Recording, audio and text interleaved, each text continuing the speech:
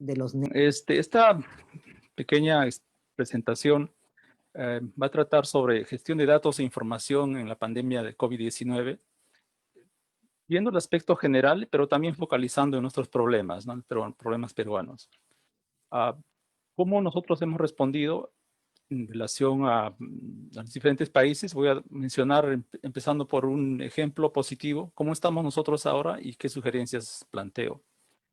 En relación al ejemplo, es porque necesitamos un benchmarking, o sea, necesitamos compararnos con algo, ¿no? Y por eso yo he seleccionado a, a un país muy importante en este aspecto. Quería recordar también que la Academia Nacional de Ciencias emitió una nota el 26 de febrero de este año,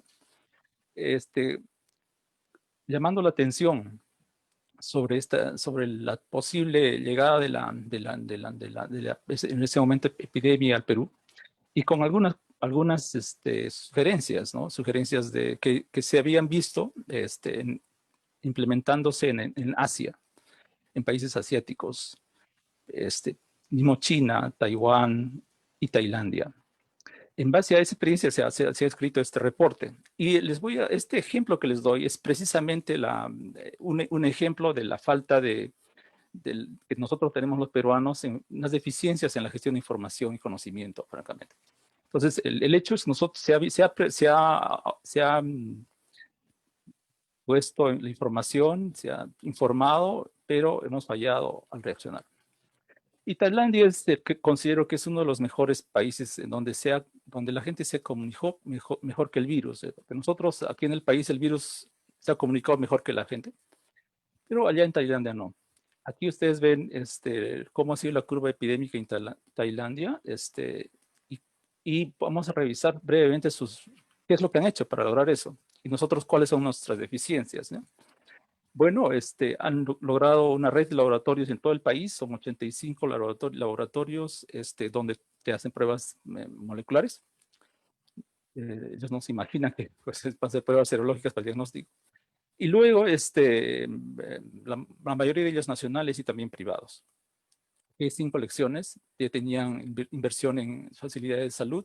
Un aspecto importante es que también tienen cobertura universal de salud, que el Perú no tiene. Otra es que ellos han organizado con voluntarios en las vías para complementar los servicios sociales, han visitado casa por casa, les han dado comida.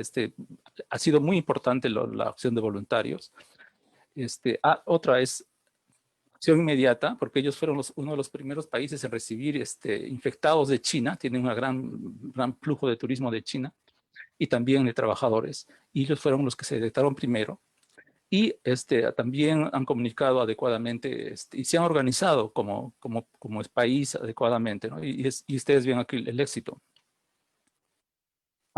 Este es un ejemplo de cómo más o menos han logrado hacer aquí, por ejemplo, el flujo de qué es lo que le pasa a un paciente bien establecido, los flujos que ocurren cuando hay una infección, a dónde puede pasar, los laboratorios, quién va, dónde son los procesos que cada paciente puede realizar. Hay flujos de datos, flujos físicos y flujos de cosas que necesitan. Y aquí en la derecha hay 9 cosas que ellos han impartido a la población, básicas. Primero es que estate en tu casa, no salgas si no necesitas, usa mascarillas, ten cuidado al viajar, lávate las manos, distancia social de 2 metros, 1 a 2 metros. Cuando viajen en las motocicletas, no estén mirando cerca. Aquí hay una cosa importante, también consuman comidas calientes, separen los utensilios de cocina en las casas, y cuando lleguen de la calle, báñense.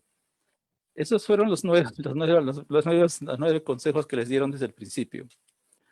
Entonces, y finalmente también ellos han implementado un sistema de contact tracing para el usuario, donde tienen un mecanismo bien interesante, y luego también para las tiendas donde la gente puede ir a visitar.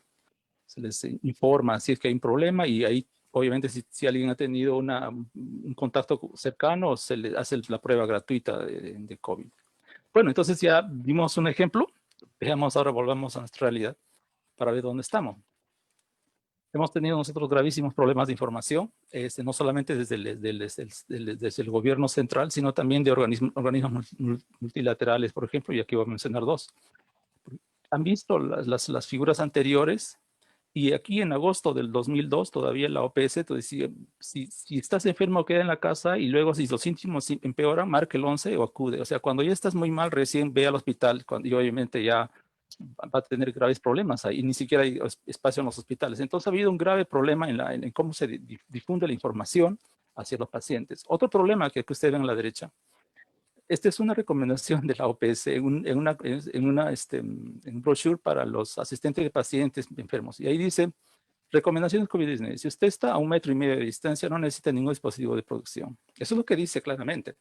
Entonces, y sabiendo que, eso es desde de mayo, ¿no? Y sabiendo que desde febrero, más o menos, sabemos que el SARS-CoV-2 se dispersa por el aire y por aerosoles. Entonces, fíjense cómo hemos llegado a ese punto, ¿no?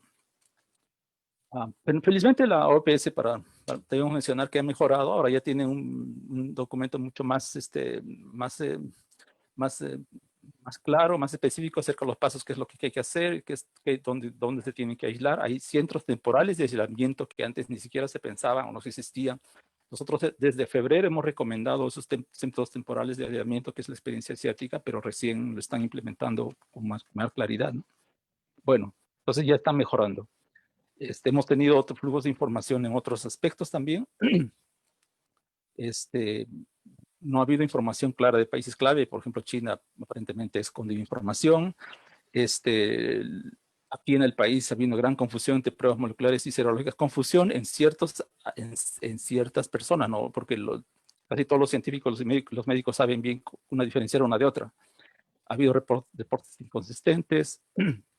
La información de formas de dispersión, como les mencioné, ya se sabía desde febrero, pero recién ahora parece que se han dado cuenta que no sé, eso sucede y no puedes estar en un cuarto con alguien infectado si no estás bien protegido. Ha habido datos de tratamientos con controversias, y también en las redes ha habido fake news, bueno, también en medios oficiales, ¿no? Solamente para recordarles, ahora clarito, los métodos moleculares es una cosa y los métodos serológicos son otras, y tienen cada uno sus funciones, ¿no? Está definido, pero aún cuando esas definiciones se sabían desde marzo o febrero, nosotros como país todavía, por una razón desconocida, o de repente conocida, se siguen aplicando, se están confundiendo los métodos. Y toda esa confusión en la forma como, complementando con la forma como nosotros nos organizamos como país para el tratamiento de salud, varios niveles. Hay nivel de insumos, procesos, resultados, etcétera. Este es un ejemplo solamente para mostrarles la complejidad que tenemos. Tenemos el MINSA y tiene su oficina de compras, su logística. Se tienen los gobiernos regionales, 24, que tienen sus logísticas. Se tienen las DISAs, que tienen sus OGAs, sus logísticas y las redes. Todos tienen su forma diferente de comprar, sus procesos y luego el caos que ha ocurrido, que hemos tenido, que hemos sufrido. El sector de salud está completamente fragmentado, con diferente calidad de servicios. Hay mucha gente sin seguro y que no tiene la forma, no ha tenido la forma de atenderse, obviamente, además con la baja capacidad hospitalaria que al principio hemos tenido, ¿no? Bueno, ya los resultados los vemos. Aquí más o más de 34,000 fallecidos oficiales en la mano izquierda. Luego, si se toma en cuenta el SINADEP, más de 75,000 fallecidos por SINADEP. Y también una confusión de datos, si son los fallecidos oficiales, que difieren de los valores del reporte diario, que es el SINADEP, también son los datos oficiales, pero no son los oficiales, digamos.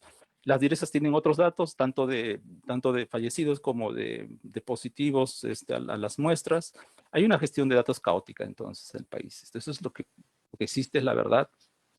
Y tantos fallecidos por la deficiencia, ¿no? Bien, el resultado, hasta el día de hoy, 235 médicos fallecidos, 4.400 contagiados. Policías, 33.700 infectados, que es casi una cuarta parte de toda la población, de repente un tercio de toda la población de policías, y han fallecido 506 policías, que es realmente un número bastante grande.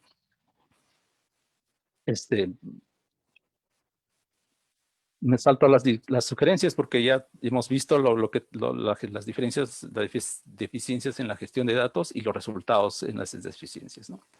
Entonces, una palabra grande es la integración y no la interoperabilidad. O sea, es que necesitamos integrar datos y procesos. Y vamos a empezar ahí a ver las cosas, ¿no? No podemos estar tan desorganizados con cada región haciendo su compra de dos cosas y la otra con la otra región también lo mismo, incluso compiten entre ellas por los entregables. Bueno, la integración de datos, voy a presentar aquí una propuesta que yo soy parte de un grupo que se llama Suntur, lo presentamos el 2016, para integrar datos e información en el Estado. Esta figura la he tomado de ahí. Y la idea es integrar datos del gobierno central con los gobiernos regionales y con las municipalidades, en datos y procesos, tienes integración vertical y horizontal.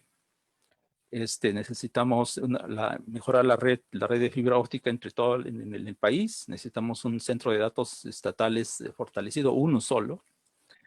Trabajar a nivel de un sistema operativo, gestionar datos. Por ejemplo, si alguien quiere saber cuántas camas voy a comprar o cuántas mesas voy a comprar, qué tipo de mesa, a quién voy a comprarle. Todo eso todos deberían saber e integrarse. Luego una siguiente capa de servicios al ciudadano. Toda esa información la debe tener los indicadores, los tomadores de decisión inmediatamente.